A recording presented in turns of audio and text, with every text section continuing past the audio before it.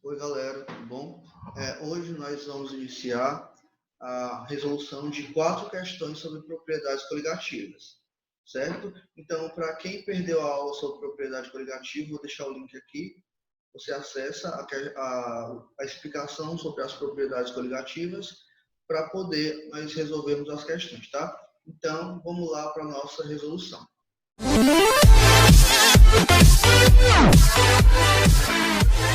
Gente, vamos resolver bem aqui essa questão sobre propriedade coligativa. Nós temos a ebullioscopia, a crioscopia, a tomoscopia, a osmoscopia, certo? Vamos resolver essa questão? Ele está perguntando o seguinte: pode-se associar a propriedade coligativa tonoscopia?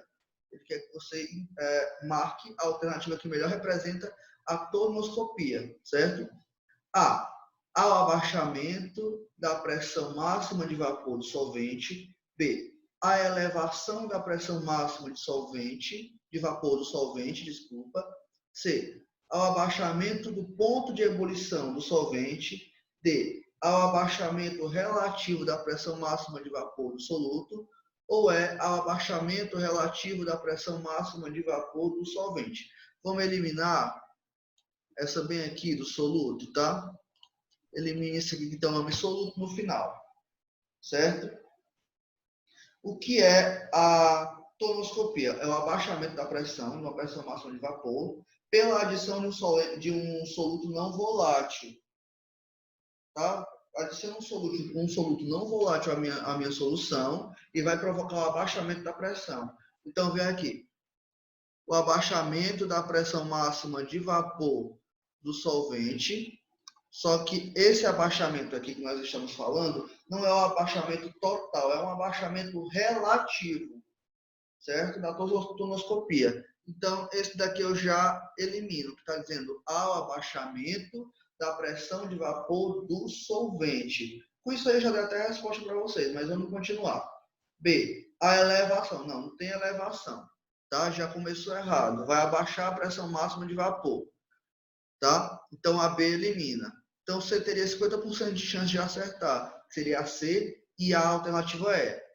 A C diz o seguinte: ao abaixamento do ponto de ebulição do solvente. E a E, ao abaixamento relativo da pressão máxima de vapor. Então, não estamos tratando aqui sobre o ponto de ebulição, certo? Estamos tratando da PVE, pressão máxima de vapor, certo? Então, é o abaixamento. O que é a tonoscopia, como eu acabei de falar? Abaixamento da pressão máxima de vapor quando você adiciona um soluto não volátil àquela minha solução. Então, a alternativa que está correta é a alternativa E. Certo, gente?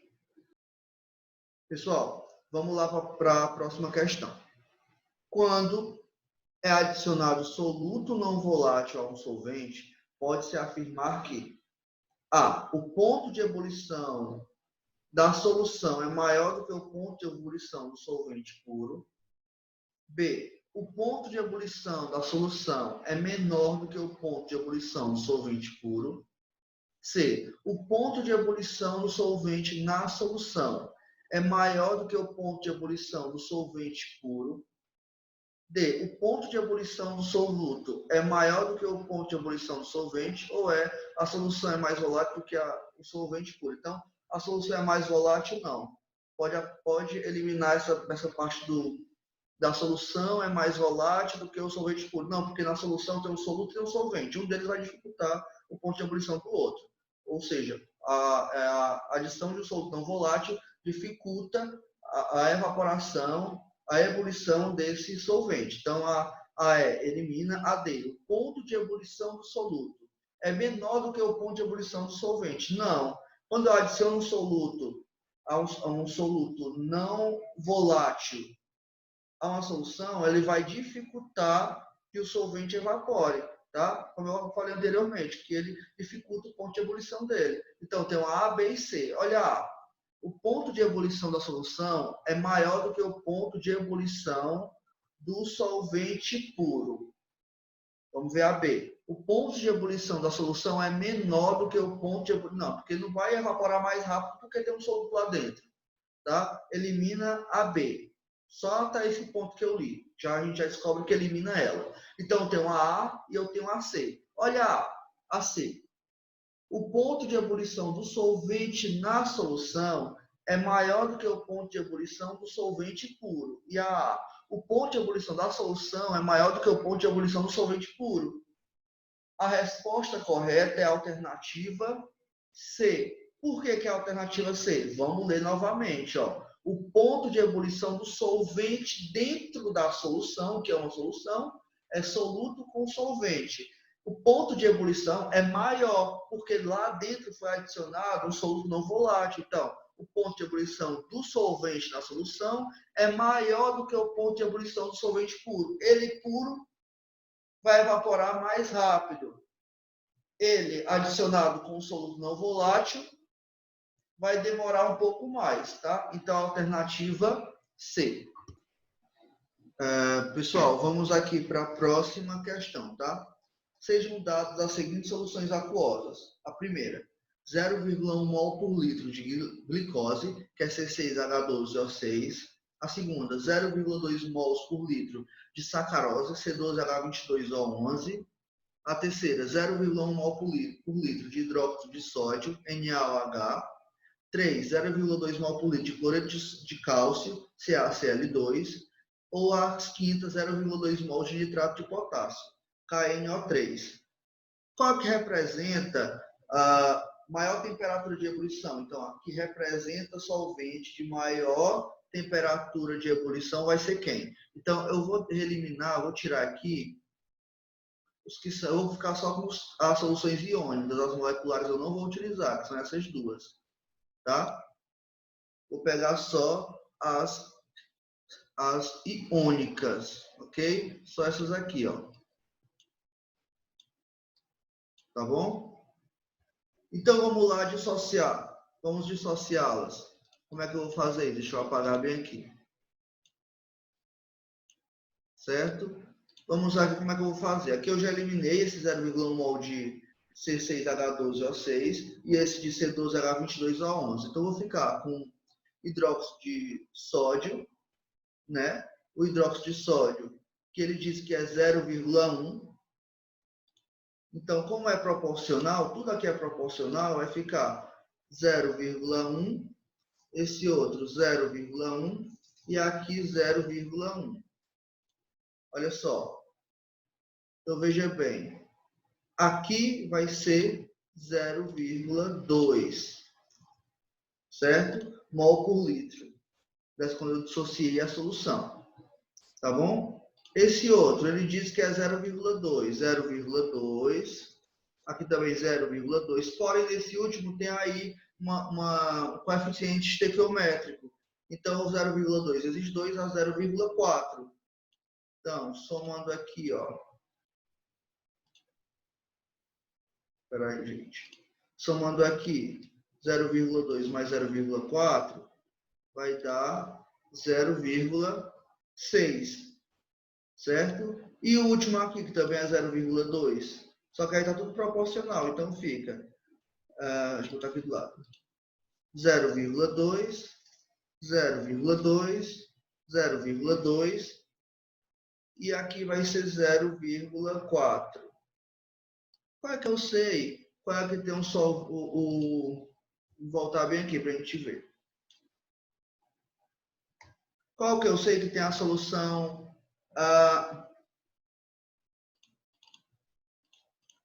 Vamos lá.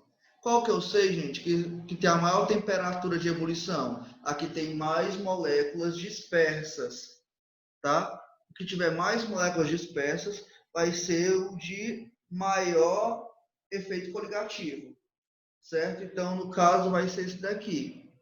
Vamos lá de novo no nossa setinha. Vai ser a 0,6, certo?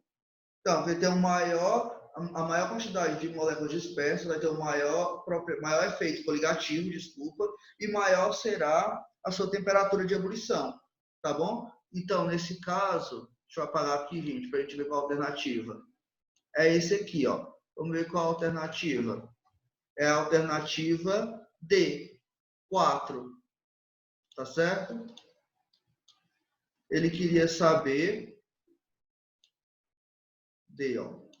ele queria saber a que representa solvente de maior temperatura de ebulição. Eu eliminei os moleculares, fiquei só com soluções iônicas, dissociei e fui vendo a quantidade de mols. Eu vi pela estequiometria, então fui só relacionando se era proporcional ou não, e o que tivesse coeficiente estequiométrico, eu multiplicava para saber a quantidade de mols que existia naquele íon, naquela solução. Então, eu descobri que é esse daqui, tá? Então, é o dicloreto de cálcio, certo? Vamos lá, gente, para mais uma questão. Essa é a última, tá? Considerando as três soluções do desenho a seguir, pode-se prever que a relação entre as pressões máximas de vapor do solvente da solução é de quanto? Então, ele já deu aí a massa molar do cloreto de sódio, 58,5 gramas por mol, da glicose, 180 gramas por mol, e da sacarose, 342 gramas por mol. Então, nos recipientes, ele já deu outros dados também, tá? Ele já deu aqui o volume e já deu a massa. Ele quer saber a relação das partículas dispersas, certo? Para encontrar partículas dispersas, precisa saber o número de mols. Tá? O número de mols da solução, dessa solução, para encontrar as partículas dispersas. Então, primeiro vamos lá para o número de mols, certo? Número de mols. Vamos pegar primeiro aqui a da glicose, que é uma solução molecular. Então, o valor que aparecer aí já vai, o valor que eu encontrar da molaridade já vai ser o valor desse P1 aí. Então, o número de mols é igual a massa sobre a massa molecular que ele já deu. Então, o número de mols vai ser igual a é o que a gente vai usar, da glicose. Está aqui da glicose, ó, 180 dividido por, deixa eu apagar aqui para não atrapalhar a gente, 180 dividido por 18, que é a massa dele, 18, certo? Então fica, o número de mols é igual a 180 por 18 dá quanto? 0,1. Vamos lá para a molaridade. Isso aqui é a primeira parte, tá? Guardem isso aqui. Molaridade é igual ao número de mols dividido pelo volume, só que o volume tem que ser em litros. Aqui está 500 ml, que vai ficar quanto? 0,5 litros. Molaridade é igual a 0,1 dividido por 0,5 e nesse caso dá 0,2. Como ele é molecular, não é iônico, então esse valor vai ser o dele todinho. 0,2. Deixa eu apagar, ficou um pouquinho feio. Vou usar aqui, vou escrever mesmo. Aqui, ó, 0,2, tá? Beleza. Então, vamos agora para o cloreto de sódio, que ele é uma solução iônica, tá? Eu vou dissociá-lo. Deixa eu apagar aqui para a gente continuar. Então, vamos lá. Cloreto de sódio NaCl. Então, número de mols é igual a massa sobre a massa molecular, tá? Número de mols é igual a massa, que são, 5,85 dividido por 58,5, tá? Então, N vai ser igual a quanto? 5,85 dividido por 58,5, dá 0,1. Então, beleza, guardem esse 0,1 aí, tá? Então, vamos lá, vamos para a molaridade. Molaridade é igual ao número de mols dividido pelo volume em litro. Então, a molaridade vai ser 0,1 dividido pelo volume em litro, 500 ml, dá 0,5. Aí aqui dá 0,2. Como ele é uma solução iônica, eu vou dissociar. Então, aqui eu tenho NaCl,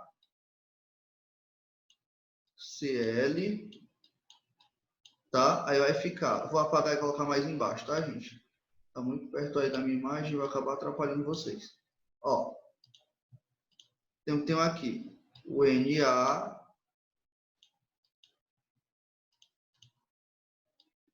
NaCl, formando Na+, aqui é o mais, tá? Mais Cl menos, tá? Então aqui eu tenho, como é tudo proporcional, estequiometricamente, não sei se existe essa palavra, vai ficar 0,2, 0,2, 0,2.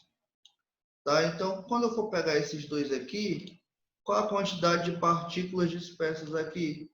Nesse caso, teremos 0, vai somar, tá? 0,4. Tá certo? Então, aqui nesse P2 eu tenho 0,4. Ok? Continuando. Já escrevi lá de novo que eu apaguei, tá, gente? 0,4. Aqui eu tenho 0,2. Aqui eu tenho 0,4. Vamos descobrir desse pote 3, do P3, tá?